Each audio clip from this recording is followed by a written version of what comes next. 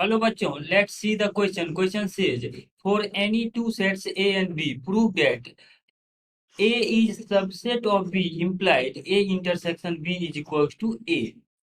So the key concept for this question is our key concept for this question is if A is subset of B, then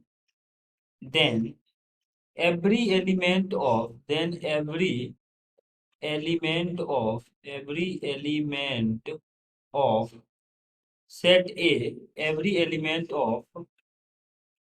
A is is an element of set B. जब ऐसा है तो क्या होगा? यहाँ पर A is subset of B है.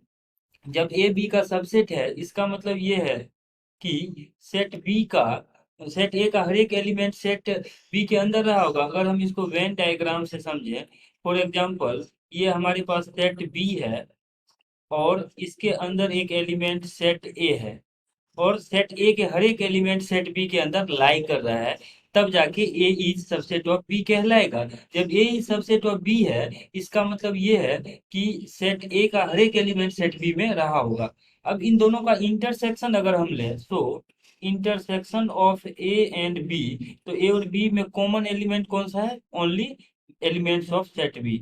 सो in this way we can say if A is subset of B implied A intersection B is equal to A. इस केस में A intersection B जो होगा वो ओनली एलिमेंट्स ऑफ A होंगे. यही हमें prove करना था. Hope that you understood it well. Best of luck.